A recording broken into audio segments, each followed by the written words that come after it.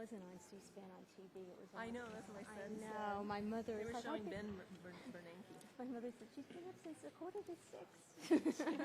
And then it wasn't on.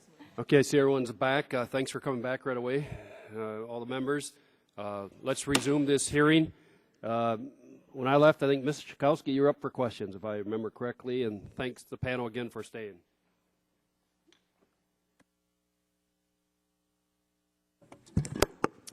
Thank you, Mr. Chairman, and thank you, panel. You know, it occurred to me that this panel would only take place of the industrialized nations in the United States of America. That in every other industrialized country, they've made the threshold decision that health care would be provided in some fashion, maybe through the public sector, often entirely through the private sector, but still to all of their people. The other thing that occurred to me when we look at all three of you, and I guess I'd have to add your son. We're talking about essentially healthy, high-functioning individuals, not a bunch of sick people, which underscores that, you know, it's hard to reach hardly any age at all without having some sort of a pre-existing condition. I had, and I don't know where they just disappeared to here.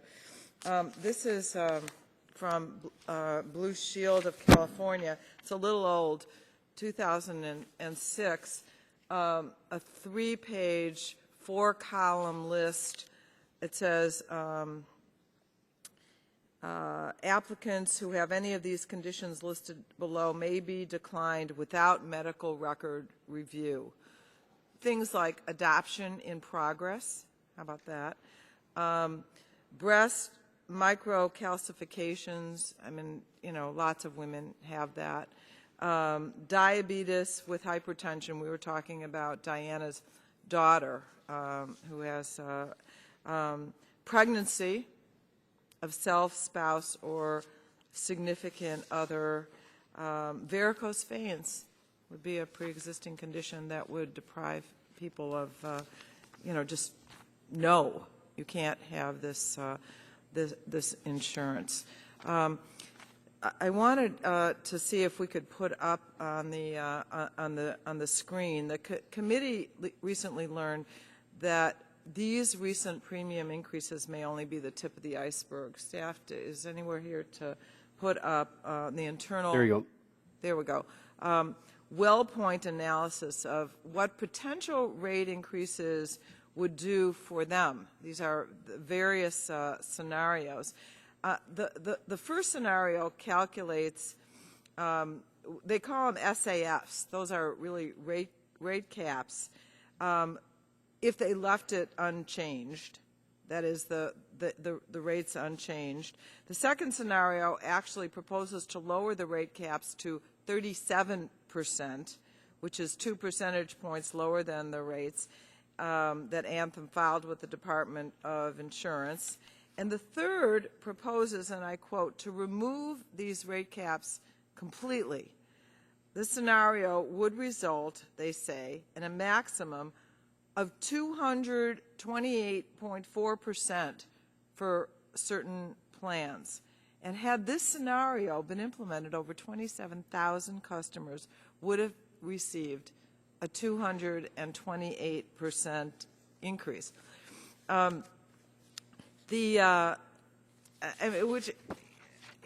fact that they would even consider and do the scenario, to me, is just incredibly shocking. But I guess what my conclusion is that we cannot just leave the insurance companies in the driver's seat deciding how they will regulate themselves according to rates. What our bill did and what the President's bill does is establish rate review that could actually prohibit some of these rate increases. And I wanted to hear your feelings about that. Let's start with Ms. Meister and just go across. Yeah, I mean, that's what I said before. We need to have a maximum percentage put on that of how much insurance companies can raise their rates each year, just like some cities have rent stabilization. There needs to be stabilization of insurance rates. Let me also say some states do that. I'm in a state that does not, one of the 25 states that doesn't do any rate regulation whatsoever right now. Ms. Hendrickson. I am all for a national committee that would review rates. I feel California has been neglectful in that sense. So I know it's based on where you live and all that kind of thing, but I believe a national rate regulation would be very beneficial. It would be called a National Health Insurance Rate Commission, I think, is what we're talking about. Yeah, I agree with that too, and I would also add that I think if there were rate regulation on insurance companies, that would also put pressure on medical providers, hospitals and doctors, who we keep hearing are raising their rates so irresponsibly. That would, if that's true, that would force them to change their ways as well. And just very quickly, what you said about unregulated insurance premiums keep rising. It's true. I mean, my rates went up 26% last year, 38% now. Why should I have any reason to believe they won't try and raise them another 40% next year? I mean, it's logical to think that they would. Thank you. Member of the full committee, Ms. Eshoo, you have questions, please, of this panel, and thanks for being here. You're not a member of the subcommittee, but being Thank you, Mr. Chairman, for having this hearing. I appreciate the opportunity to participate, and I'm very glad that we have the rules that allow members from other subcommittees to be able to join you. This is a very important hearing. I want to thank the witnesses. So many members have said you really put the human face on this. And while my questions are not directly for you, but rather the executive, I just thought that I would enter for the record. I did write to Ms. Braley, the president and CEO of WellPoint, after the news came out about the rate hikes up to 39%. But I think that it's a telling thing that Anthem Blue Cross, the unit, in an email message, urged their employees to oppose health care reform. And that email is reported to have said that reform proposals would, quote, cause tens of millions of Americans to lose their private coverage. And it seems to me that this panel is right on the edge, given what the increases were. So I think that more than anything else, you've helped to separate the the political rhetoric that has gone across the country and really what the facts are, because this is your life. Yeah, I mean, you're speaking of real life experiences. I can't think of a better panel to have come in and testified. This case is not over. I think that I know that there are many of us that to our last breath will fight for the kinds of reforms that need to take place both in the health insurance industry and health care as well, because this simply cannot be sustained. Not individuals, not families, not local governments, not state governments, not the federal government, and not businesses either. So thank you for traveling across the country to testify. I admire your spirit, and I like the way you just keep following up with members and saying it the way it is. That's not often the case with witnesses. So we thank you. And thank you, Mr. Chairman. I'm going to have to leave for my Intel Committee meeting, but I thank you again for your legislative hospitality. Thank you. Thank you. Well, that concludes questions of members of the panel and of the committee. So I want to thank this panel for coming. Let me just say one thing. Mr. Arnold, in a question that was put to you, a clarification. I don't want to get into the healthcare debate because I think it's more important we hear from you, not we've had enough healthcare debates. We need to act and move legislation along. But there were some questions about your premium, what you would pay and what you would pay underneath the House bill as it was passed. I think Mr. Burgess asked you some questions along that. if those numbers he was quoting you is from Congressional Budget Office, and that would take place in 2016. They're not, they wouldn't be what your current premium would be. Plus, underneath the House bill, you would have a full plethora of services. There would not be you wouldn't be denied because of pre-existing injury or illness. You have preventive care. There's a number of benefits there in the House bill that is probably not covered in your current one. So just to clarify the record, that number he is thrown out to be more than your current policy would be in 2016, and we don't know what your policy would be in 2016 from Anthem at the rate we're going. So just clarification. Again, let me thank this panel. Mr. Chairman, with all due respect. All due respect, I'll let you go for a minute, but I'm not going to let you pontificate for 10 minutes. No pontification. That Okay. was based on the 2009 figures if the bill had passed last year. The chairman is correct because none of the benefits go into effect for 4 years from the passage of the bill. The taxes, of course, would go into effect on day one. And also, just a point of clarification, Mr. Arnold, you made the comment just a moment ago that providers were raising rates irresponsibly. Do you have an example for us of a provider that you've encountered that's raised rates irresponsibly? I don't, but I think your next witness, Ms. Brawley, will say over and over again how they are raising their rates. And I am ready for that. I just needed to know if you had some information that that I needed to be aware of. No, I don't personally have specific examples of that. Most doctors in my state, and I suspect California is the same way, our prices are set by the insurance companies, which in turn are set by Congress with Medicare rates. And private insurance pays a percentage of what Medicare's maximum allowable fee schedule is, even for those procedures that are not covered under Medicare, like childbirth. So I just wondered if you had some direct experience, because I do intend to question Mrs. Braley about that extensively. Gentlemen, yield to me. Yes. I'd be happy to yield to it. Medicare sets rates for the whole country, and it turns out that Medicare could be less than what private insurance pays in any particular area, but the private insurance companies negotiate the rates, presumably, with the doctors and other health care providers.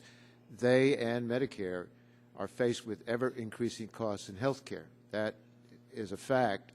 It doesn't mean that anybody's doing anything wrong, but the system is costing more and more money. And one of the things we try to do in health reform is not only reform the insurance system so we don't have people who have to fight on an individual basis to get any opportunity to buy insurance at a fair amount, but we try to hold down health care costs overall, and that's important. So I just wanted to raise that point. Thank you. And join with the chairman in thanking these witnesses for being here. You've been terrific. Thank you so much. Thank you again. We'll dismiss this panel, and thanks for your testimony.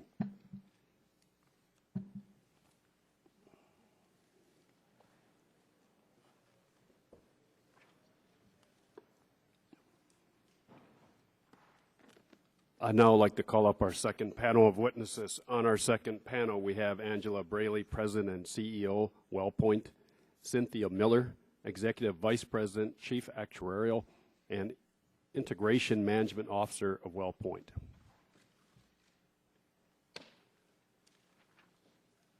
Welcome. It's the policy of this committee.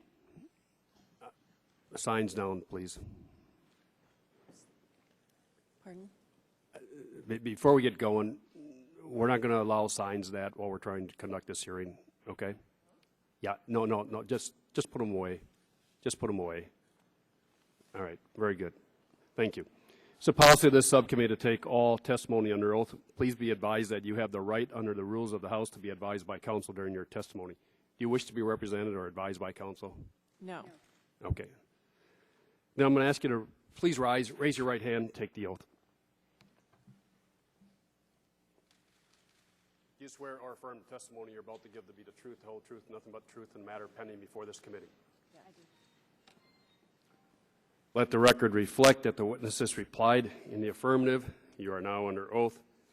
We have an opening statement. It will be 5 minutes long. If you would like to submit a longer statement for inclusion in the record, we'll be happy to submit it.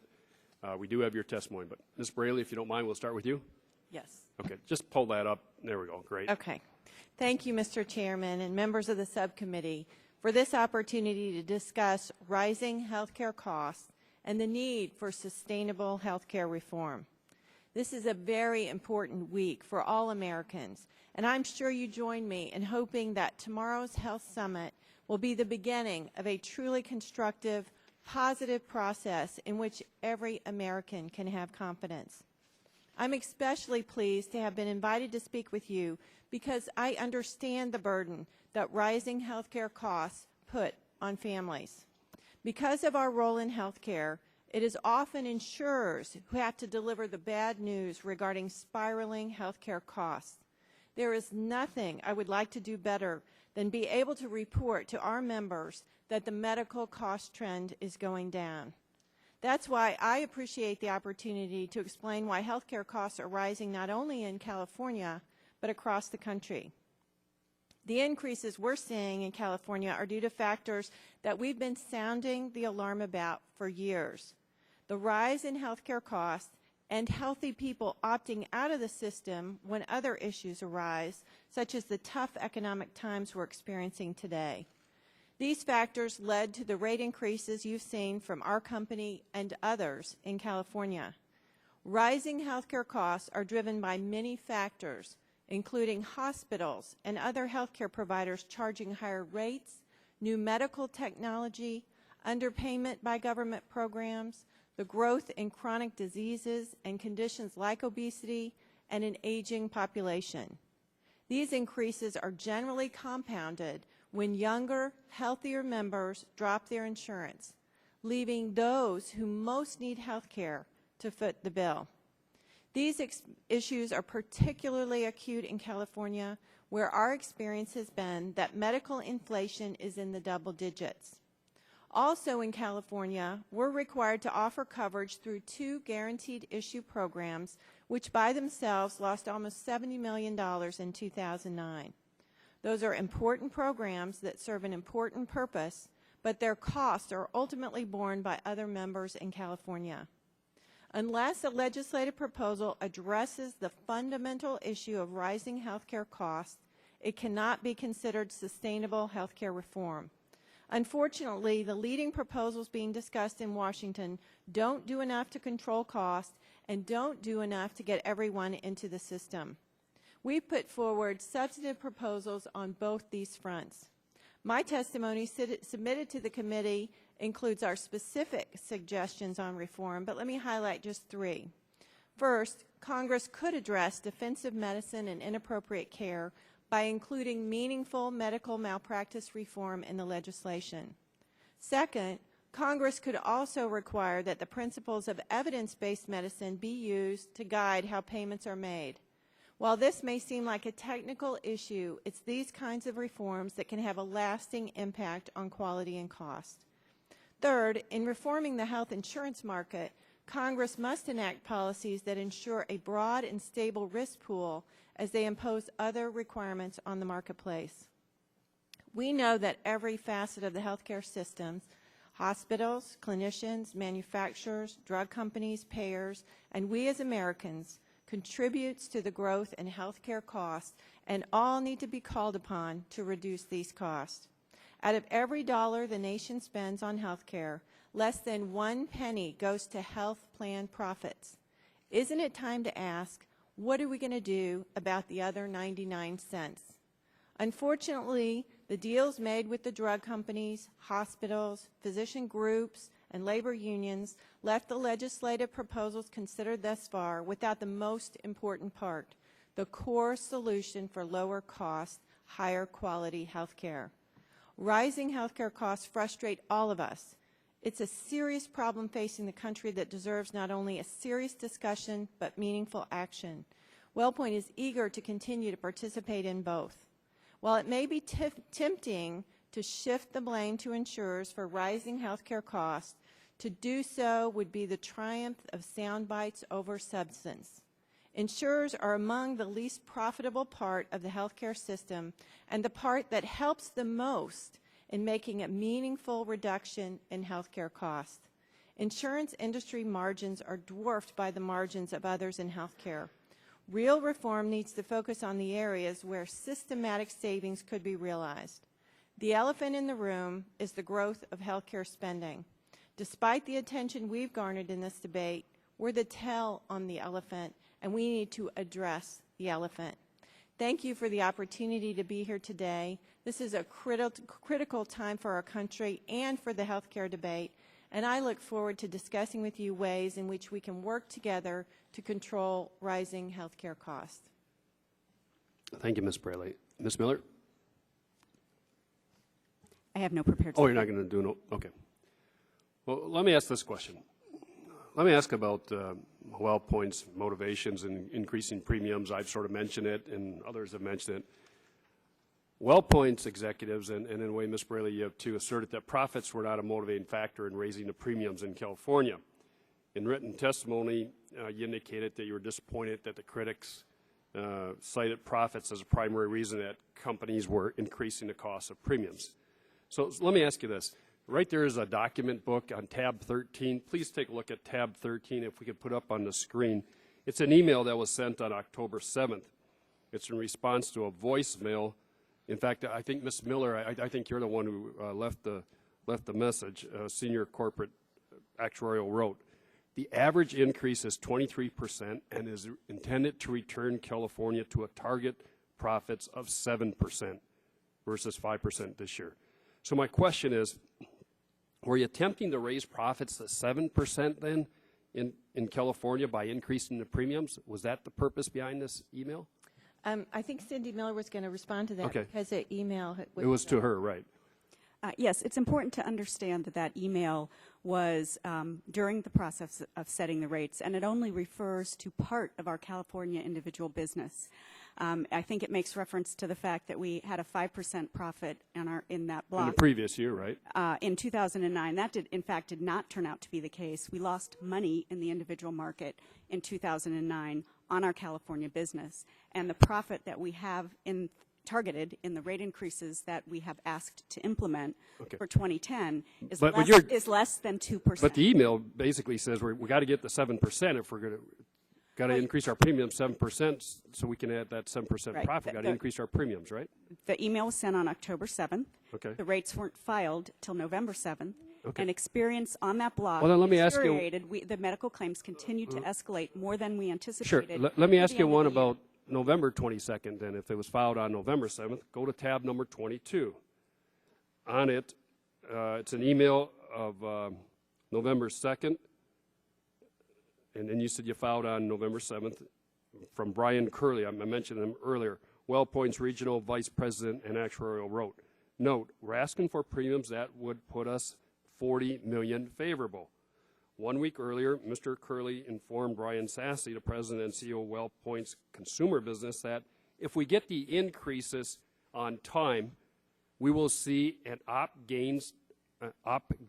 upside of $30 million after downgrades and rate cap. I guess my concern is we say publicly we're not increasing rates to increase our profits, but yet these emails sort of indicate that you have to have a minimum increase in order to maintain profit. Go ahead. Speak to that. Again, it's important to remember what I just said, which is we lost money in the individual market in California in 2009, and that's not a sustainable business market. So certainly we are talking about profit increases in absolute dollars, but again, when you look at the profit margin that is built into the rates for 2010, it's less than a 2% profit margin. Well, okay, but look, we've seen your internal corporate documents that you use to a variety of accounting mechanisms to sort of manipulate the profit figures. Look, we've seen at least 5 different accounting measures used to describe profits. The methods include pre-tax income, post-tax revenue, operating gains, underwriting margins, and profits. If I remember correctly, WellPoint, at the end of 2009, the last quarter, the last 90 days, their profit was $2.7 billion or something like that, right? Well, let me speak to that because the fourth quarter of 2009 was the quarter in which we sold our pharmacy benefit management company. And that's a company we had and invested in for years. And our belief was that by selling that company and partnering with Express Scripts, which is a pharmacy benefit management company, we could do the important thing that many of these panelists described, which is getting lower cost drugs for our members by that combination. So and those earnings now are, no longer part of our company because we've sold that. And so when you look at our total earnings for 2009 and look at our net margin, which is an appropriate measure to look Sure. against other elements, we were at 4.8%. That was our margin. That was your We were margin. Was that proud of equal in real dollars in 2009? That was about $2.385 billion. Okay, 2.8 billion. That was your profit in 2009, which is a year that everyone would consider was a horrible year economically in this country. And hopefully 2010 will be better. But what I'm concerned about is our hardworking Americans are asking to increase their premiums to the wealth of WellPoint's investors. I mean, look at yesterday. You had the hearing yesterday in California, right, on the rate increase. And Anthem President Margolin, is that the way you say that, defended the profit margin during a hearing. And he's saying it should be about 2.5 to 5% is a figure that he said would be acceptable. In fact, he said, we have no interest in profit beyond the range I've described to you. 2.5 to 5% is reasonable, and they're appropriate profits. But when your policyholders are taking a hit like the last panel, we see every one of them are self-employed, they're individual. You know, it's that group are basically self-employed people. They've taken 30, 40, 50% hit, but it seems like every year you got to have a profit. Is it reasonable to expect every year companies are going to have profits and we got to have at least 2.55? I mean, it'd be great if we could guarantee every business to have 2.5 to 5% profit, and heck, you're at 7% or more.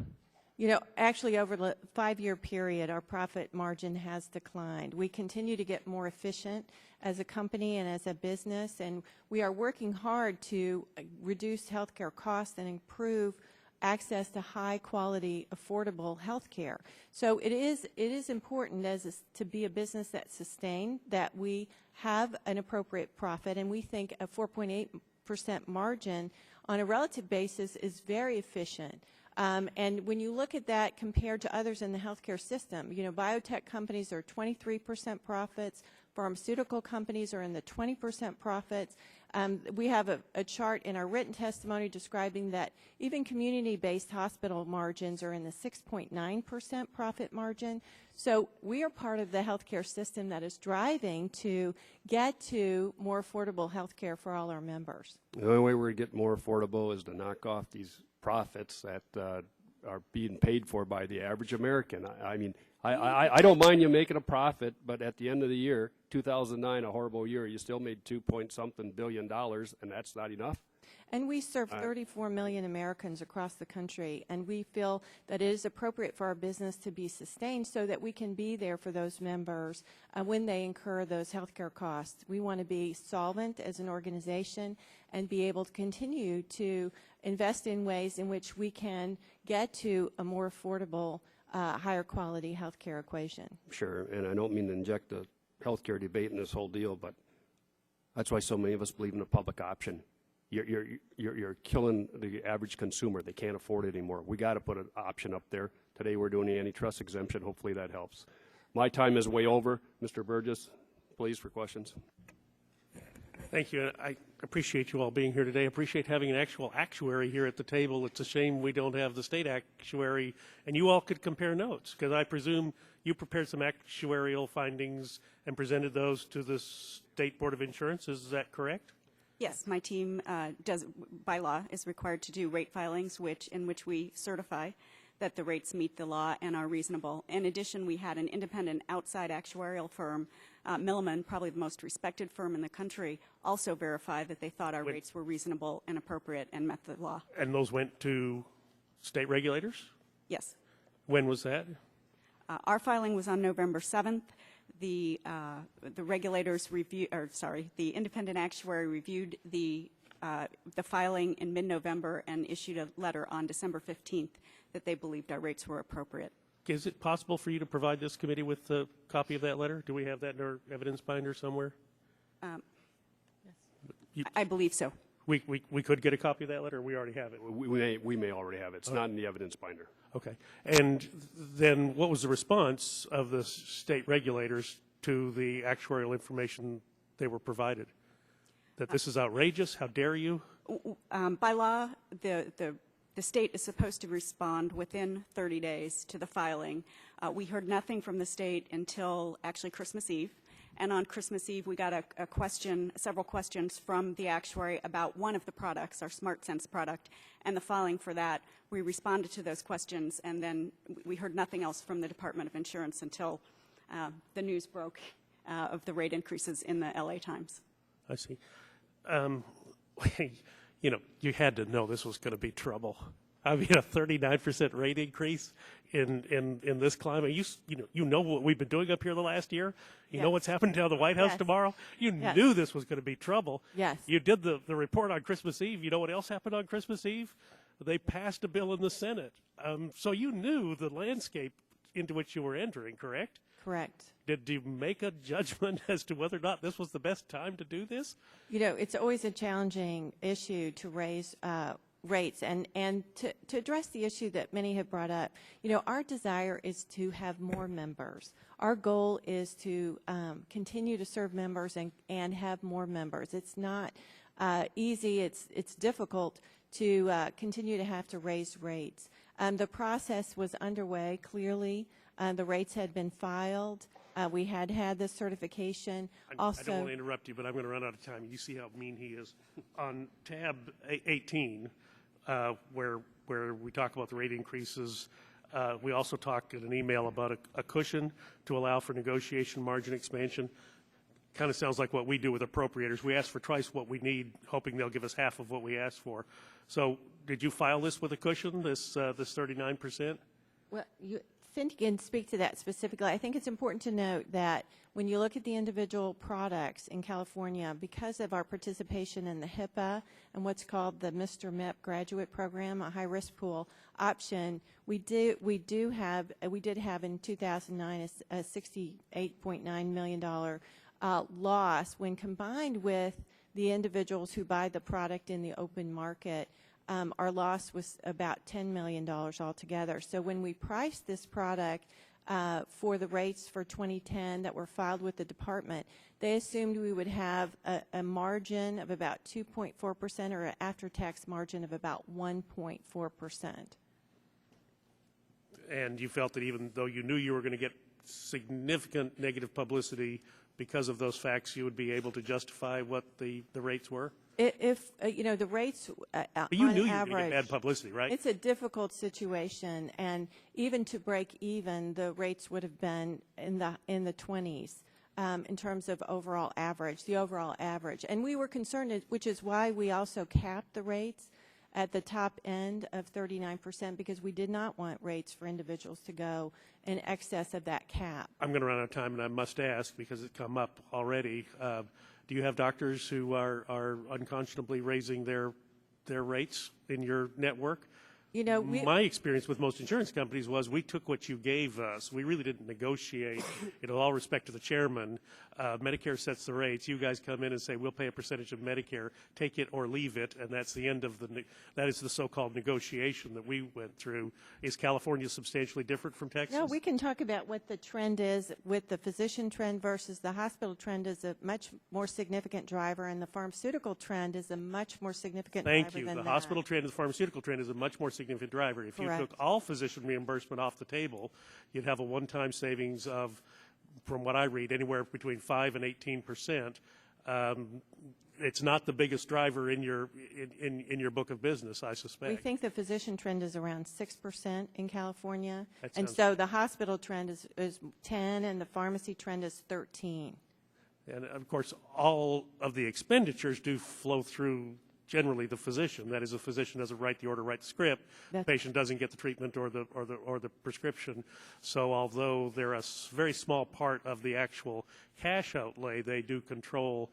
They tend to be a driver or a constrictor of costs. I've always wondered why we try to ratchet down physician payment. Doctors are normal people, and that you say we're going to ratchet it down. We try to do more to catch up, and therefore we see more patients, order more tests, write more prescriptions just because our throughput has to increase in order to pay our overhead. Have you guys ever looked at a corporate level of maybe if we paid doctors differently, we could actually get control of this cost curve? Absolutely. We think the partnership with doctors is the key to changing the reimbursement system so that we're paying for outcomes rather than You know that there's a volume. representative in California named Pete Stark who will not allow that sort of interaction to occur, right? That partnership between doctors, insurers, and hospitals? I think that's an important part of the future of the reimbursement system, to partner with doctors, to look at different ways to reimburse. But we can't. for Under care. Stark laws, we'll all go to jail. So that's off the table. Is there any other way we could do that? We think there's elements around medical malpractice reform where if doctors understood that they would be protected if they followed evidence-based medicine, that question that you raised, you know, the most expensive thing in healthcare is the pen in a doctor's hand. If we can make the doctors, protected and be willing to and be able to focus on evidence-based medicine, then I think we'll get at those procedures or those tests or diagnostic tools that may be used that's excessively. one thing that's off the table in tomorrow's discussion. We really aren't going to talk about tort reform. I don't think, other than in a very superficial way. We'll say caps, they'll say no way, and that'll be the end of the discussion. Thank you. Thank you, Mr. Burgess. Maybe we can get a chance to get there around in. Mr. Chairman, Mr. Waxman. Thank you very much, Mr. Stupak. California has a tort reform law. In fact, we have the law that the American Medical Association would like to have for the rest of the country. Are you saying that that's held down costs in California? Well, clearly the costs in California continue to rise, and we have a number of issues that relate to healthcare costs in California. For example, we see Well, I don't want to know all the issues, but you said if we had a medical malpractice system, that would be one way to hold down costs. California has one. It hasn't been sufficient to hold down costs to keep you from raising the premiums. You asked for 25% increase. In your written statement, you said raising our premium was not something we wanted to do. So your senior executives at WellPoint determined that a rate increase averaging approximately 25% was necessary. Is that right? That's correct. Okay. Now, I'd like to ask you about a document produced from your internal files at WellPoint. On October 24, 2009, Mr. Shane, a senior WellPoint actuary, emailed Mr. Sassi, the head of WellPoint's individual market division, and let me put up that email. Mr. Shane writes that WellPoint executive must reach agreement on a filing strategy quickly, specifically in the area of do we file with a cushion allowed for negotiations, or do we file at a lower level that does not allow for negotiations? This email says that you were considering filing a rate increase that was padded because you expected California to reduce your proposed increase. Is that an accurate conclusion to reach? I don't believe so. Cindy described these emails. Earlier in the process, there was a question of what the medical trend would be. What we filed did have a margin of 2.4% on an operating margin basis, or 1.4%, and it reflected the trend that we were experiencing in California. So it was not, there was not a cushion in the rate that was filed. Well, it's hard to understand these words differently because the words say a cushion allowed for negotiation. You decided you needed 25%, but it sounds like you were willing to go to 20%. There was a presentation prepared for your board of directors. The presentation outlined WellPoint's strategic plan for individual line of business for 2010. And let me put that slide up on the board. This slide is titled Key Assumption, Individual Pricing. It distinguishes between your rate ask and the actual rate increase you're assuming for 2010. And according to this slide, the 2010 rate ask is listed as 25% to 26%, but the assumed 2010 rate increase is just 20%. This seems to say that you were asking for a 25% increase, but expected to see that lower to 20% through negotiations. That sounds like padding. How do you respond? Can you respond? I'll respond to that since my team is responsible for the rate filings. It's important to note that this was prepared before the rate filing, before the rates were finalized. and it recognized the political reality that departments of insurance have political pressures and often will change rates in response to those pressures. What turned out to happen is that medical costs continued to escalate through the latter part, the last 3 months of 2009, and the 25% rate increase became necessary to achieve, as Angela said, a profit margin of less than 2% on an after-tax basis. Well, it sounds like what you're saying is you were prepared to ask for a rate higher than what you needed as a negotiating tool. You could have anticipated rates were going to go up, but you had to make a decision that you wanted an average increase of 25%, but you were really looking at an average increase of 20%. You can see the document says assumes 2-month approval delay, lowering rate increase 5%. This says exactly the same thing as the presentation to your board. It says that you're asking for more than you need because you've built in a large cushion. Here's what I think is going on. You're raising your rates far above what's necessary. You're trying to squeeze every dollar of profit you can out of policyholders in California and across the nation. And at a time when families across the nation are struggling to pay their bills, you're trying to charge them inflated rates that pad your profits and support the salaries and the trips and the retreats and everything else. Mr. Chairman, we have described that in 2009 in the individual business in California, our prices were not adequate to cover the losses, for example, in the guarantee issue part of the products that are required to be covered, and we had a loss. And our pricing that was filed and certified by, reviewed and evaluated by other actuaries confirmed that the price. Other actuaries, meaning the state actuaries? Milliman came in specifically at our request to evaluate. You indicated you're trying to be more efficient to hold down these costs. Is the biggest efficiency that you produce trying to shift people onto plans where they have to come up with more money out of pocket so you don't have to pay that amount? No, in fact, we could be making less money when those members shift to products that have less benefits. Our goal is to make sure we have. They were going to get a 39% increase, not the average of 20 or 25, 39% increase. But they were luck. They could get a plan that would cost less. They just have to pay more out of pocket for their drugs because you wouldn't cover the brand name drugs, or they'd have to come up with greater, higher deductibles. Is that efficient?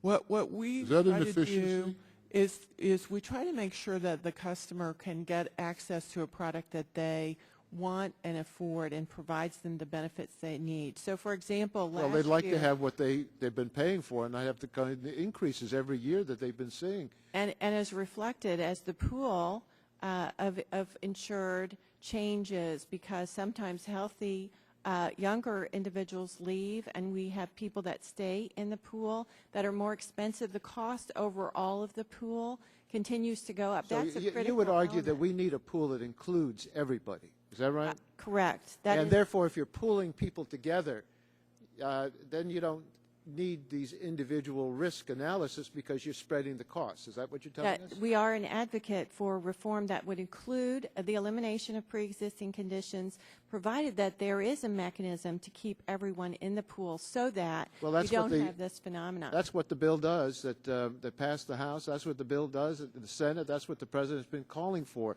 Let's get everybody insured, and let's put them in a pool, and then you spread the risk.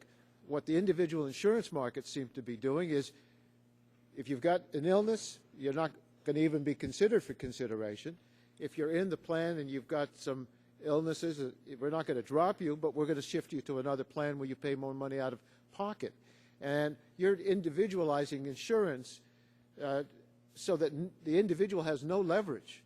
They have to pay what you ask or drop down to something else. The actuarial analysis is not based on an individual's health status. It's based on who's in the pool. But to your point about the health care reform, I think it is important. The concept and the goal was to eliminate pre-existing and get everyone in the pool. But what happened in both of the bills that we've seen is that the effectiveness of keeping someone in the pool really fell apart as the legislation was moving forward. And the great concern is you wouldn't keep everyone in the pool because you don't have the right mechanisms in place to keep them in the pool, and they would opt out. What would you do? Our To keep concern, people in the we pool. would make sure that there was a continuous coverage requirement. So if in Now, Massachusetts, somebody says, I don't want insurance, what would you do? What would you do to an individual or family who said, I don't want to pay this, I can't afford it, I'm not going to pay it? What do you do to them? right, then there should be an enforceable and effective a penalty of some sort that catches all individuals, and a requirement to have continuous coverage, because people jump in and out of coverage in Massachusetts where there is a mandate. They jump in, consume health care, dump their policy, jump out, and the costs continue to escalate because they dealt with coverage and Well, not I think cost. we tried in that House bill to cover everybody and require that everybody get coverage, spread the costs out, and we didn't get a lot of support from the insurance industry for the House bill, let alone the Senate bill. I've certainly gone way beyond my time. Thank you, Mr. Chairman. Ms. Schakowsky for questions, please. First, Mr. Chairman, on behalf of Representative Eshoo, I'd like to add to the record a letter that she wrote February 11th to Ms. Angela Braley. If we could have unanimous consent. Would object? Okay. Let's see it. Okay. Let's see it first. Okay. I'll hand it to you. In the letter that Representative Eshoo wrote, she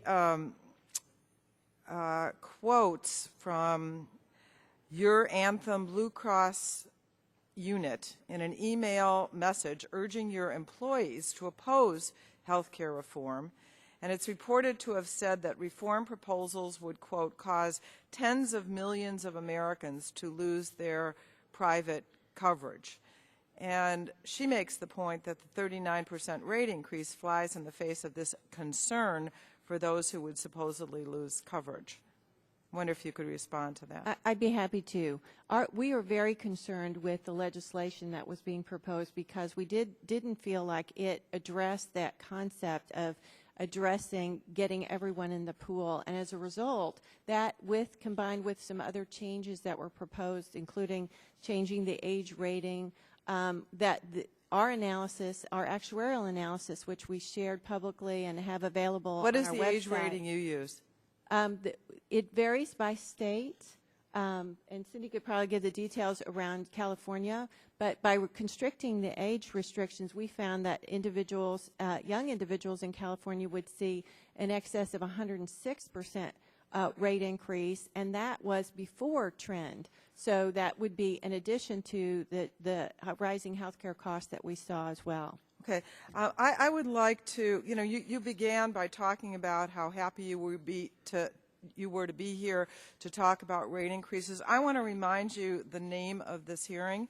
It's Premium Increases by Anthem Blue Cross in the Individual Health Insurance Market.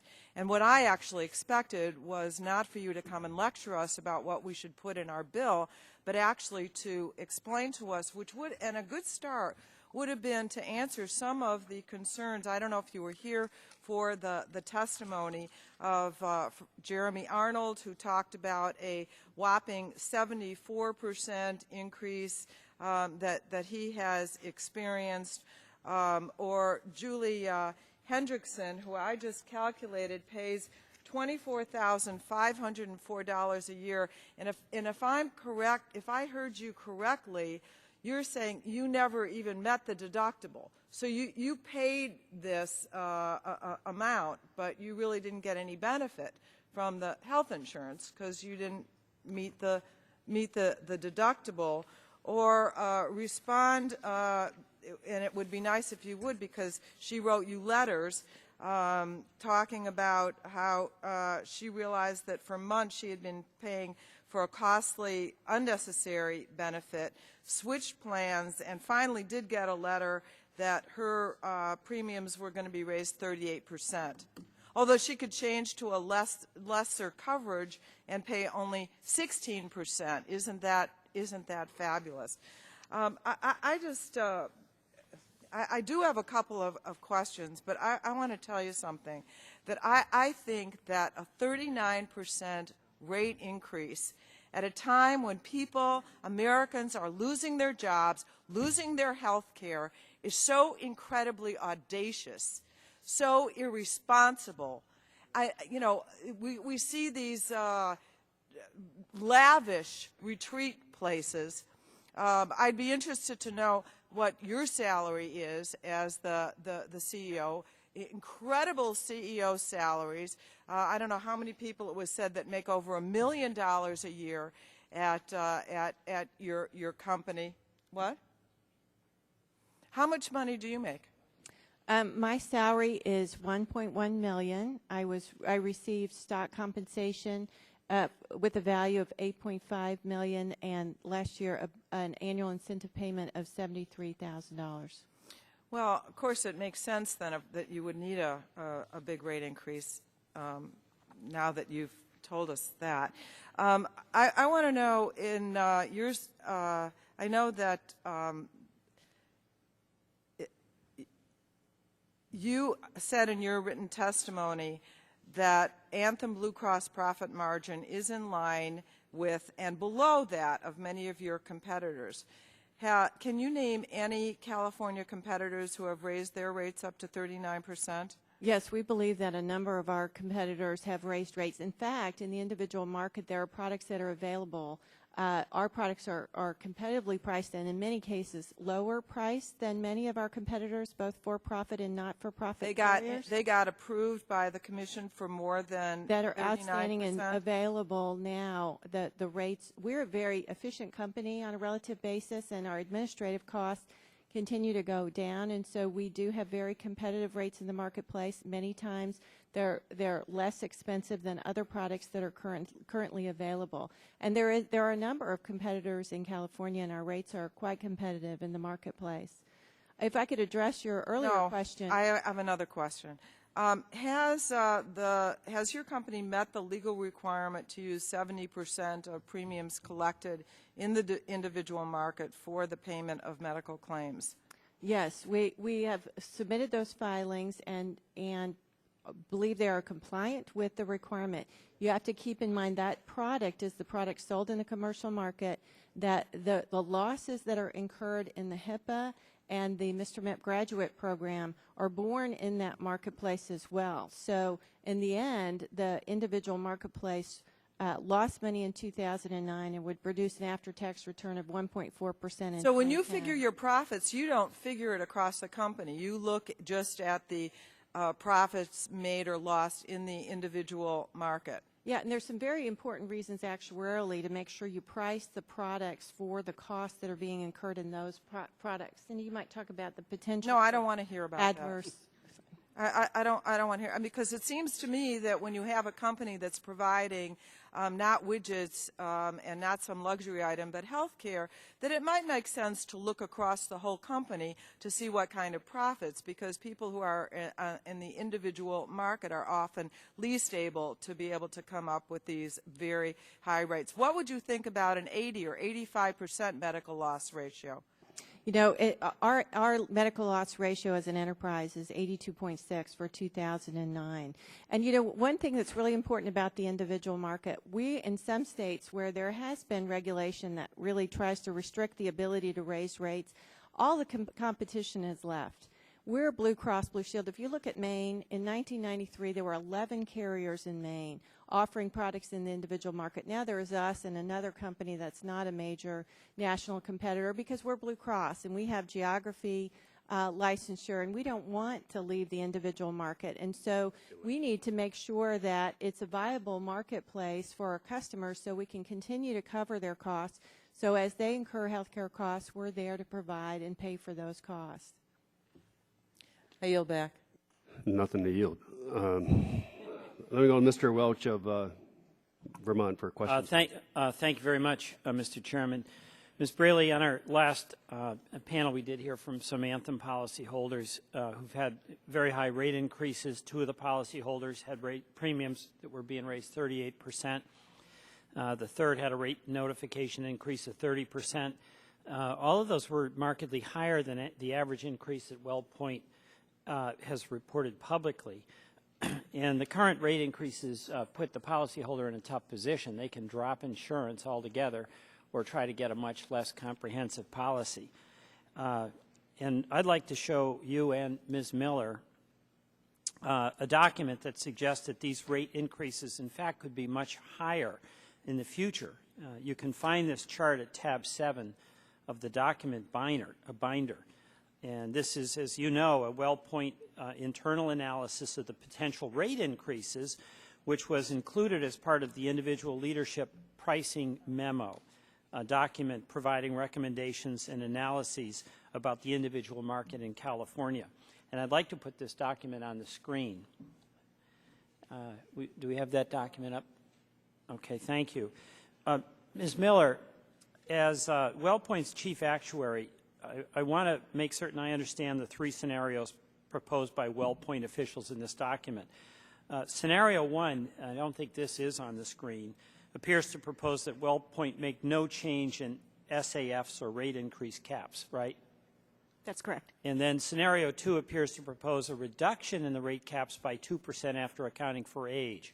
So am I reading that correctly? Yes. And then scenario 3, which is the focus of attention here, that's the chart that caught my attention. It appears to consider that the possibility of removing rate increase caps altogether. And the document states, and I quote, remove SAFs completely. And then below that header is a chart that shows that if WellPoint, in fact, implemented this program, taking away the rate caps, removing them entirely for certain plans, over 27,000 policyholders would be subject to a 228.4% increase in their monthly premiums. Is that right? I don't see the number of policyholders that you're referencing on the one that's in our book, but I do see the 228%. Okay, so if we took the caps off under your internal analysis, if I were a WellPoint policyholder subject to this situation, I could be receiving a 228% increase in my premium cost, right? Yes, I would like to point out that these are labeled scenarios, not proposals. When we do our actuarial work, you start by looking at the rate increases that are necessary for each cell. The so scenario, this would have been the starting point, right. And it's meant to illustrate that if we didn't cap, these would be the increases. We did, in fact, cap the rates. This was not a proposal. It was right. just in order to illustrate, you know, how dramatic some of the increases would be if we did I get cap. that. You're saying that if you had caps off, by your analysis, you might actually, in order to maintain, using Ms. Braley's language, a viable marketplace would require you to raise my premium by 228%. That's where we're headed. I mean, this is the problem. That's where we're headed.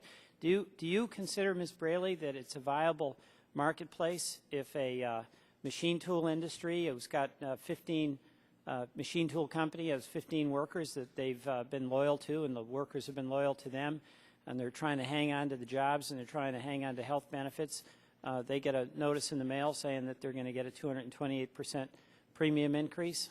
Is that sustainable? Absolutely not, which is why we need to focus on the rising healthcare costs, and we think we're an important part of that mechanism in healthcare. Well, that's pretty self-serving. I mean, if your medical loss ratio is, you said, about 82%, just years ago, the medical loss ratio was in the range of 95%. So there's a business model that's working for you as an insurer, so that you can pay your salaries, maintain your bottom line, but it's coming at great expense to other people. Our administrative expense, really does go to focus on disease management. We have 2,500 nurses who work with our customers to make sure they're getting the benefits. Ms. Braley, I don't mean to interrupt. And we've got a situation here that your own internal analysis suggests the obvious conclusion. It's not sustainable. I mean, if left to a strict marketplace interpretation of what is, quote, market viability in order of that being, as I understand it, what you would have to charge in order to maintain the financial solvency of your business. If that requires charging that machine tool company 228%, that's not a market that is viable to anybody who's on the receiving end of that premium rate increase. So it suggests that the market model that we have is fundamentally broken. we agree that we need a sustainable solution to this difficult problem, particularly in the individual market where we see these issues extremely in terms of the rate increases, which is why we're an advocate. So basically, you are in agreement with the proposition that I just made, that the current insurance model is fundamentally broken, where the premiums are going up potentially 228%. I think we need to continue to create an opportunity for both consumers to be better purchasers of health care and understand the dynamics, which we're doing through our investment, as well as continue to innovate around how we fundamentally change the reimbursement system. When you say the consumer can be a better purchaser of health care, when you send out your premium notice, whether it's 40% or potentially 228%, and someone calls, do you negotiate the rate with them?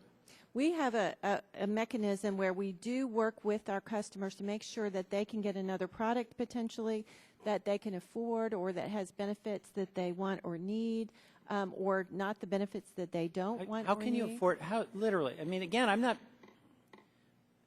Go ahead, finish it up, then that's going to be it. Well, I think the point's been made here. Okay. Thank you, Mr. Chairman. Thank you, Mr. Welch. Ms. Capps for questions, please. Thanks for being here today, too. Thank you, Mr. Chairman. It's an honor to be with your subcommittee, and I know I see a couple of the members of the previous panel. Before I address the current panel, I just want to say thank you for being such wonderful witnesses. You spoke for a lot of my constituents. I represent a district on the central coast of California, and their stories are so similar to yours, and you were very eloquent. I had to leave, and so I wasn't able to say that to you and allow you to expound even more. But to this panel, listening to a couple of my colleagues and your responses to them, it just makes the case for me, as one member of Congress, that we really do need a lot more competition within the health insurance market. Here's a story from one of my constituents, and a quote. "We, as many others," she writes, "have received a notice from Anthem that our health insurance premium will increase by 30% starting March 1st. My husband and I are both self-employed. We currently afford a PPO with a $5,000 deductible, and now Anthem, being so understanding, is offering a $7,500 deductible. If anything serious happens to our health, we lose everything to pay our medical bills, even though we technically have insurance." Here's another constituent. "I'm 61-year-old male with an individual health insurance from Anthem Blue Cross. I just received a notice of a rate increase from $616 a month to $881 a month. Another says this: "The premium on my Anthem Blue Cross health insurance policy is going up from $545 per month to $712 as of March 1st. I want you to be aware," she writes to me, "of this 30% hike in insurance rates." Ms. Braley, these are hardworking people, I know, who have no choice but to purchase health insurance on the individual market, yet it doesn't seem like they get much for it. You claim you must raise prices in order to make up for healthy people who drop out of the system. But isn't it true that you've long engaged in the practice of rescission? I know that you have, I'm well aware that Anthem has been fined for doing that in years past. And knowing that it may well drop me as a consumer who would, in the event that I would become sick, is certainly not an attractive enticement for me to as a healthy customer to join forces so that you can help to keep your costs down. You don't market yourselves very well. At a time when your company is bringing in record profits, but when the rest of our economy is suffering, I want to know what steps you're going to take now to make quality health insurance products affordable to the people like my constituents who want to be responsible and want to purchase health insurance but just can't do that. Do you want to respond quickly? I have another question. I would. Thank you. Thank you for the opportunity to talk about what we are doing to try to make health care premiums more affordable. For example, when we negotiate with hospitals in California, our goal is to have 0 increases. Often those hospitals come to us requesting a 40% increase. And if there is not competition among hospitals, the regulators have said that it is inappropriate for us to terminate those hospitals from our network because then we'd have an access problem. So as a result, we don't have the ability to, not agree to those very high rate increases from the hospital. So we are going to continue to fight on behalf of our customers to make sure that the health care that they're receiving is affordable and high quality. And it's a difficult fight. It's one that we keep doing. It's why we sold our pharmacy benefit management company, so we could get access to lower cost drugs, because those costs are driving the overall increase in. So you're shifting the blame to the hospitals pretty much. We are working together to make sure we can There's address nothing within that. your own system that you can find any flaws with. And we continue to work on our efficiency. In fact, if you look at our administrative efficiency ratio, we continue to improve our efficiency as an organization while we provide more services in terms of getting to that underlying health care cost. Well, so we will continue to do that. All right. I'm going to just, again, address the topic that has come up when I saw slides shown of the places where you hold your retreats. This is a sticking point. It's not the whole story, but it's one that's, because it's so visible, that is pretty galling for people who have had to sacrifice their vacations now for the past 2 or 3 years because of the economy and what it's doing to their personal lives. And yet, now I'm going to finish, and then I want to give you the rest of the time to respond. You have continued to make these retreats a part of your working relationship and offering these to your employees. Consumers are making sacrifices in order to hold on to their health insurance as the premiums go up. And as they face being denied. These retreats hold more sway with your company than the health and well-being of your subscribers. And I will allow you any seconds I have left. You know, those meetings have been characterized as retreats for our associates, and that is incorrect. Those meetings that were described are meetings that we have with our customers, group Which customers. Often I meet quarterly with representatives for our customers, our customer advisory group, and we meet who with are those customers. people? They are representatives from our customers, so business people who buy the benefits on behalf of group Oh, so customers. you're selling your benefits at those lavish resorts? We are meeting with representatives, brokers and agents. You heard one of the panelists say she was going to work with her agent to understand what her options are. That's where her agent was when she was trying to get a hold of her. We make sure that our agents and brokers, consultants and customers know what our benefits are, know what plans and services we can provide to them. And you justify that cost and as you are raising the premiums? No, we continue to focus on making sure we're more efficient. We do need to meet with people that are agents, brokers, and customers. We find that they provide input to us in terms of how we can improve the services and benefits that we provide to, in the case of brokers and consultants. Do you ever meet with your premium holders? Do you ever talk with them? I do, and I'm delighted to, and I appreciate the opportunity when I get to. And yes, I You hear their stories in addition to the stories you heard this morning? It is a challenge. Believe me, we are on their side. We want to. They don't feel like it. And we want them to understand there's so much misinformation about what is driving these premium increases. And I think it's important for people to understand the margins that are available to pharmaceutical companies and in hospitals and where we stand on a relative basis, because we're fighting every day to make sure we can make their health benefits more affordable. Thank you, Mr. Chairman. Thank you.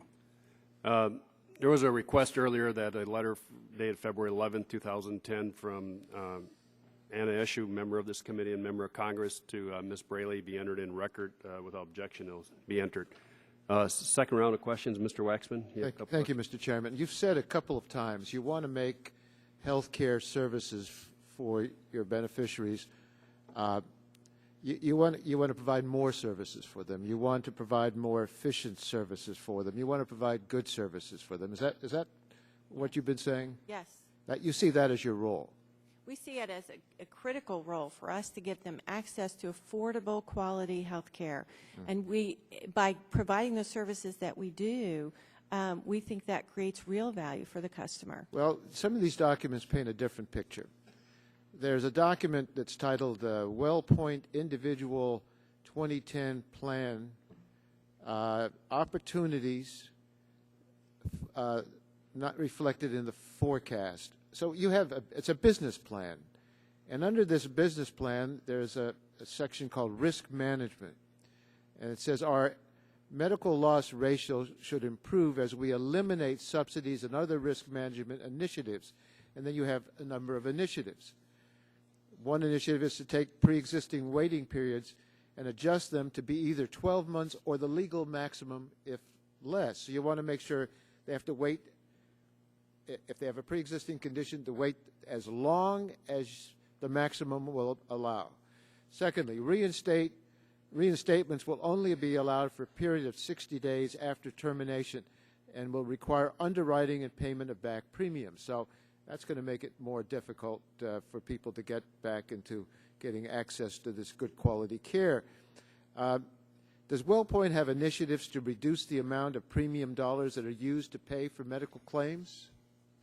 We have a number of initiatives to try to reduce medical costs, period. And then as... How about to reduce not just medical costs, but medical services? We want to make sure that our members get access to the quality care they need in the right setting at the right time. So if we're avoiding a fraudulent expense or an unnecessary expense, yes, we want to... Well, not fraudulent or unnecessary. You're saying people have pre-existing conditions. You're going to make them wait as long as possible before they can get care. No, there's another document that let me put it up on the screen. It's tab 14. In this document, WellPoint executives identified key issues confronting the individual market, and they stated lack of attention to risk management, decreased ability to use pre-existing claim denials and rescind policies, and maternity policies have led to our first-year loss ratios climbing from less than 50% 5 years ago to over 65%. So these documents seem to indicate that senior executives are actively considering steps to reduce the amount of premium benefits that are used to pay for medical claims. If you're going to reduce payment for claims, you're reducing payment for claims for legitimate medical services.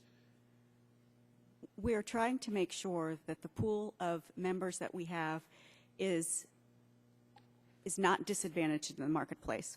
One of the reasons that our rates are going up so much in 2010 is that healthy people are making the choice when faced with the hardship of the premium increases they're seeing. We recognize that there are hardships. What does a medical loss ratio mean?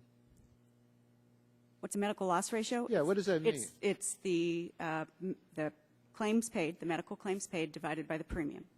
So you're trying to reduce the amount of claims that you will pay for people in order to make sure that you are still within the medical loss ratio, but you can reduce the claims for people. Isn't that right?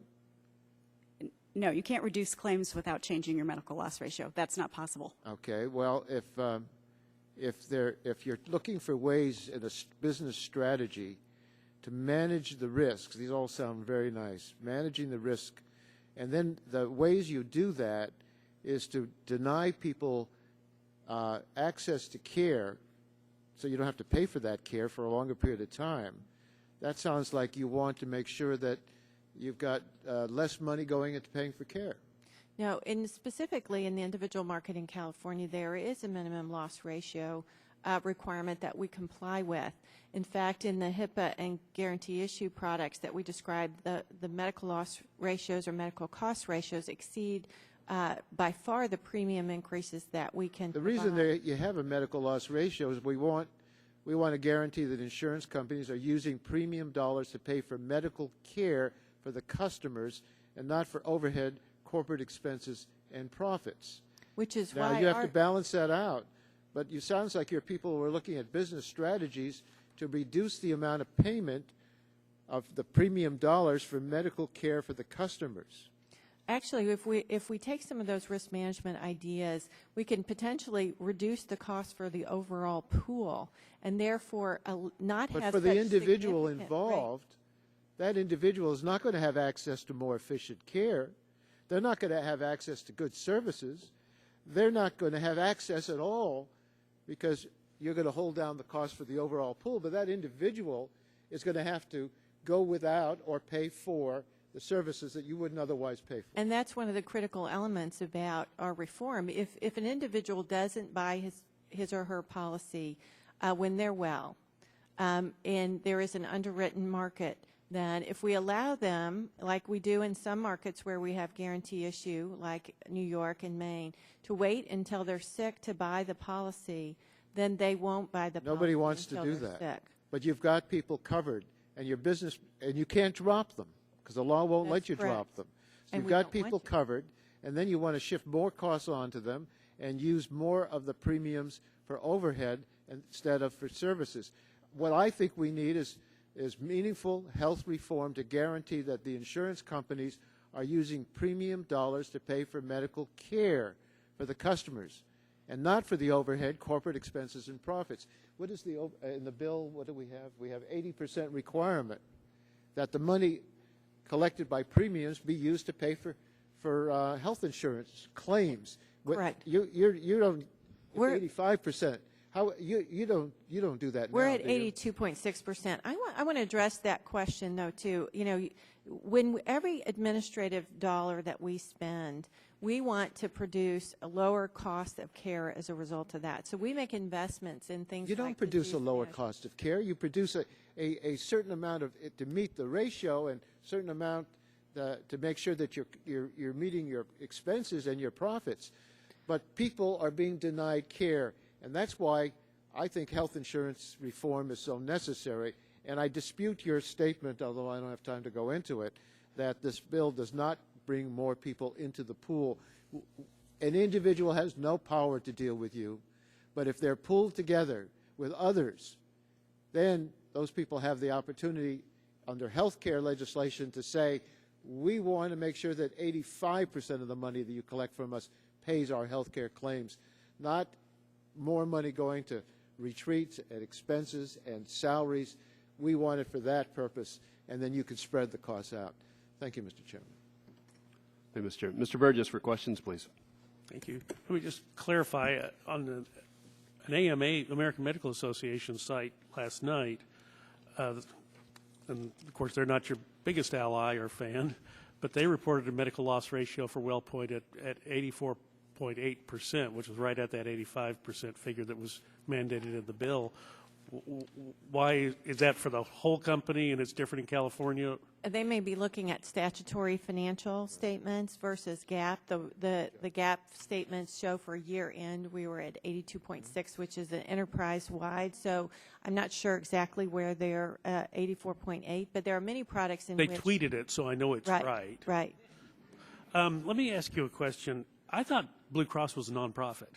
We have all this discussion of profits today.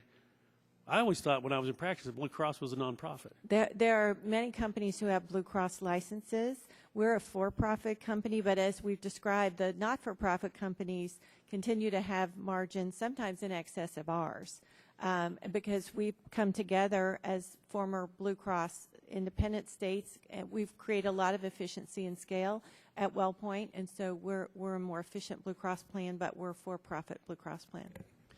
Well, one of the areas, I'm sorry Mr. Waxman is gone, but one of the areas where I disagree with Mr. Waxman, but you agree with him, is that we need a mandate, an enforceable mandate, a rigid mandate in this health care bill.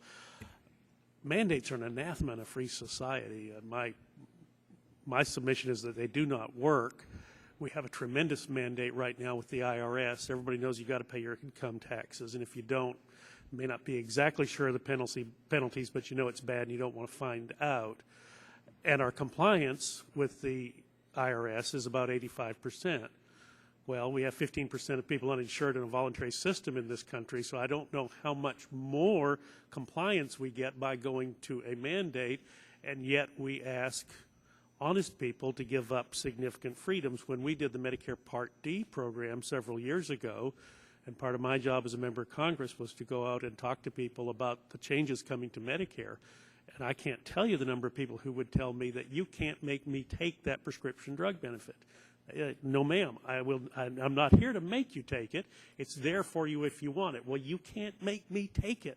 And I said, no, that's right. You can do what you're doing right now, and that's okay.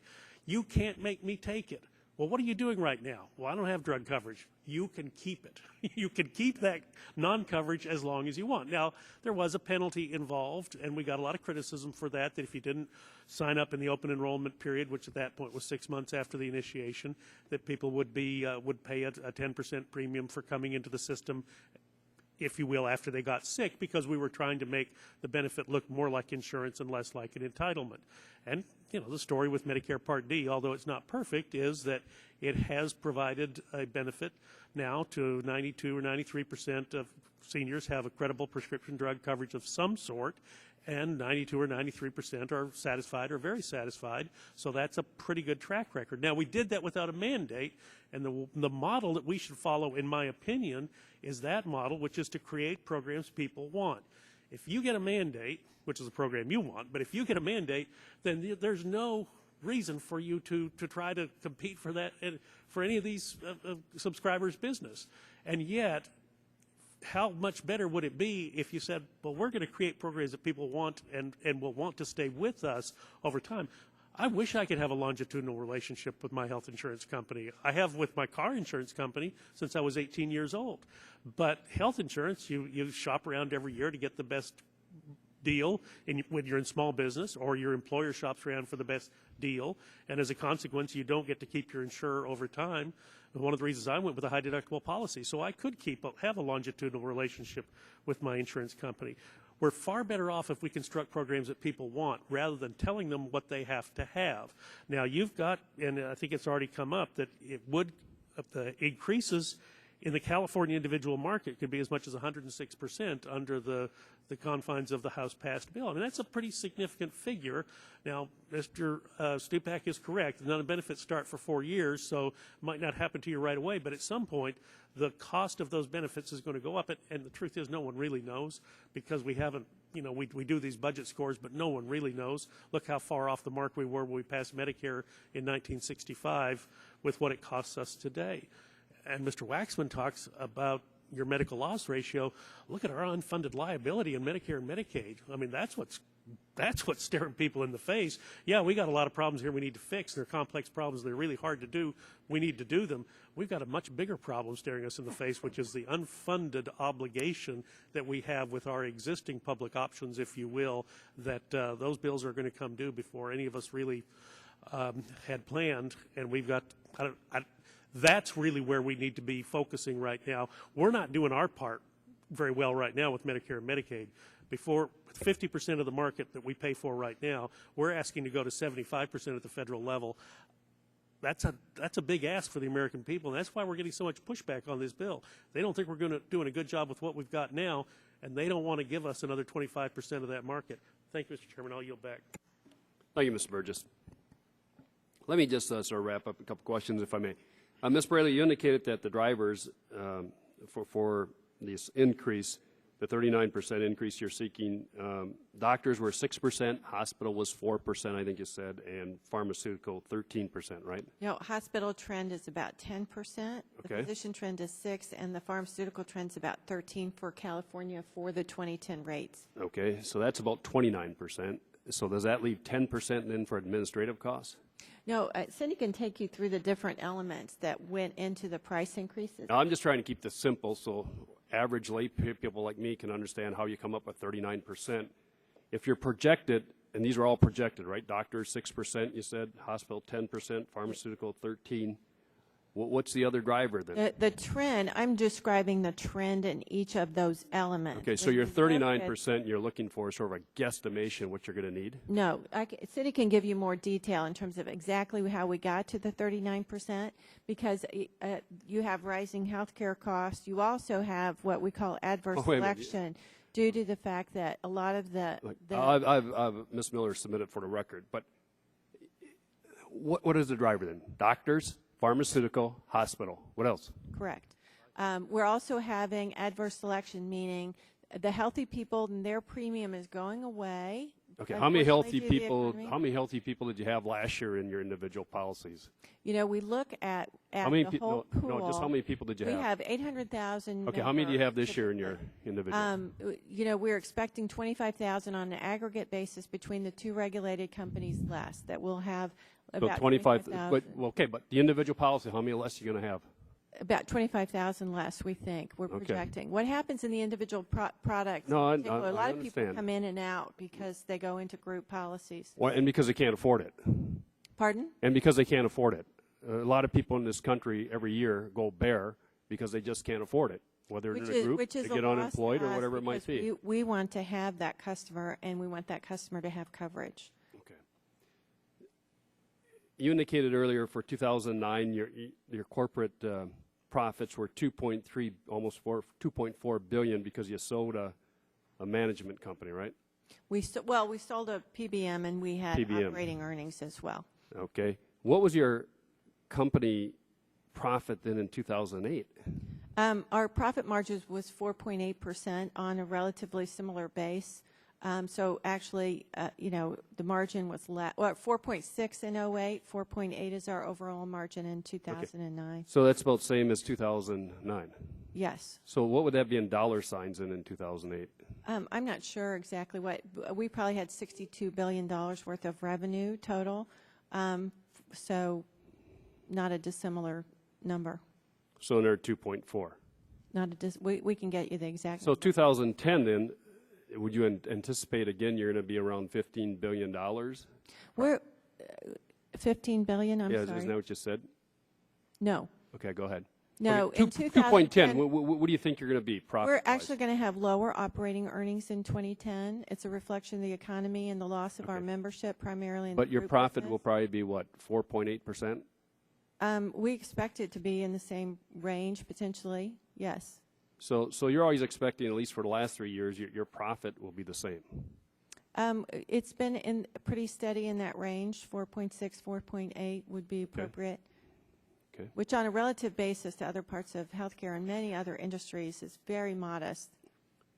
Well, you may think it's modest, but if you're looking at a 39% increase, or in Michigan when they propose 56% increase, that's not very modest to folks. Yeah, we're not Blue Cross Blue Shield of Michigan. I know you're not.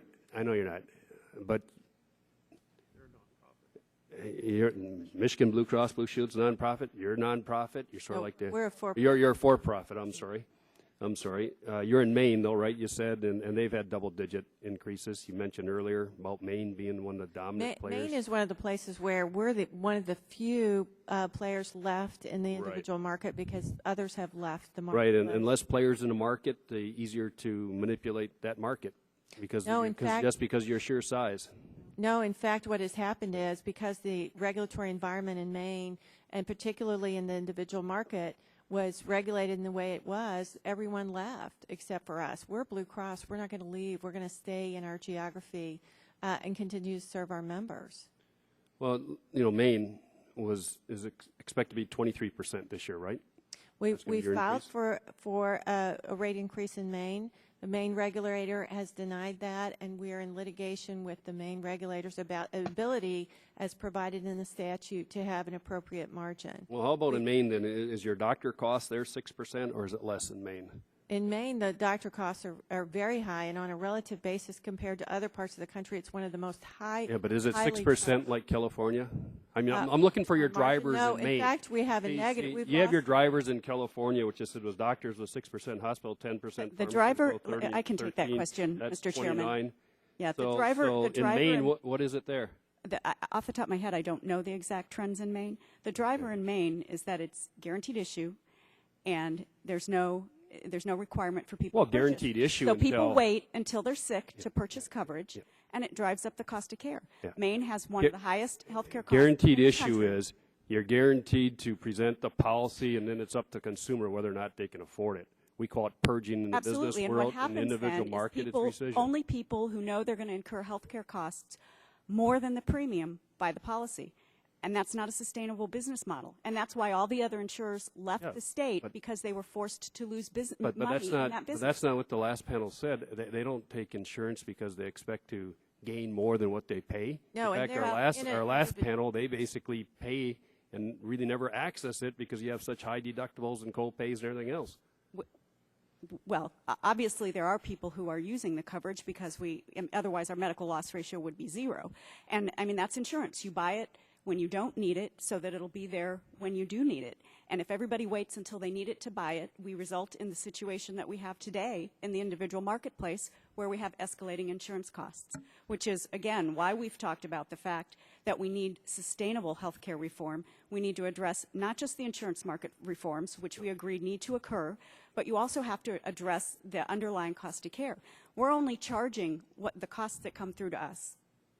Well, I still don't see how you justify 39%. I can get up to 29% in your drivers and your transport. 39% was the high. The average was 25. Right. And Cindy, you want to talk about each element? But it's amazing. We had 3 witnesses today. They're all at 39%. But you're saying the average. I don't know how the panelists were selected, but again, we don't like raising our rates that much. We know it's a hardship on these people, but at the end of the day, so do you believe that you can actually raise your rates where no one's going to want to take your policy anymore? Pardon? I'm sorry. Do you think you're going to finally get to the point? I said earlier. Do you think you're finally going to get to the point where basically you're killing the goose that laid the golden egg? No one's going to be able to afford you. You know, it is really an issue that we have got to get to the underlying cost of care because we want access to health care. There are wonderful advances, wonderful technologies, and we want to make sure that we continue to have access and that our customers continue to have access. And it needs to be affordable. And so we have to think about how. But do you believe there's going to be a point where we can no longer afford it? I think we as human beings greatly value our access to health care, which is why we continue. I agree, and every family has to make a value judgment. Can I afford it today or not? So when my rates go up 39%, as our first panel said, we look at it, and pretty soon it's going to be, can I afford it anymore, or do I just drop it and hope I don't get sick? Which is why we are in the market saying we have to get to reducing healthcare costs, making sure that people aren't getting unnecessary procedures or redundant procedures. We play that important role in healthcare. To eliminate us from the process eliminates the opportunity to get to that value equation. Without us, I don't disagree with you, but for the average family, when they're sitting there and they're saying my rates just went up 39%, or if you want to use your words, the average in your case, 25%.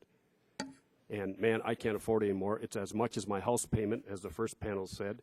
And then I look at the end of the year, and darn it, you made $2.358 billion, and the salaries are in millions of dollars for the executives. How can I sustain that? Because I'm the one who paid it, not them. And you're getting to the point where no one can afford it. And we are serving 34 million Americans across the country, and our goal and desire is to try to get for them affordable health benefits that they can continue to access the quality care, the drugs that they need and want. And it's not working. When I came to Congress, like our first panel, small business people, 64% and of people had health insurance would buy it. Now we're down to about 34%. That's why we have to do something on health care in this country, because the cost is killing us. And that's and why we're just going way over and arguing and probably getting outside the scope of this hearing. So with that, might I ask one last question of our witness? Sure. We have a vote in a few minutes on repeal of McCarran-Ferguson. Do you have an opinion as to whether or not that's going to bring down health care costs? You know, my belief is it's not going to affect health care costs one way or another. Is it going to affect your business? Is there any reason not to do it? The unintended consequence that we worry about from the McCarran-Ferguson repeal is that there are initiatives to share data with the evolution of health IT in particular. If we can address some of the quality opportunities through the sharing of data, we hate for those to be eliminated as part of this process. But that would be true in anything. Infection control ideas, identifying and aggregating data is going to be critical in that. Exactly. And that's what, as health IT advances, and we're investing in that to make sure we can use that data as meaningful information, that, you know, we'd hate for that to be eliminated as an unintended consequence of that repeal. What about professional baseball? Would there be any unintended consequences to No consequence to us. That's the Kurt Flood case. You don't even want to go there. With that, let me conclude this panel, and thank you both for being here, and thank you for your testimony today. That includes all questions. I want to thank all of our witnesses for coming today and for their testimony. The committee rules provide that members have 10 days to submit additional questions for the record. I ask unanimous consent that the contents of our document binder be entered in the record, provided the committee staff may redact any information that is business proprietary, relates to privacy concerns, or is law enforcement sensitive. Without objection, our document binder will be entered in the record. Also, I ask unanimous consent the letter from Mr. Dingle to the National Association of Insurance Commissioners and their response dated February 17, 2010 be submitted as part of the record. Without objection, documents will be entered in the record from Mr. Dingle.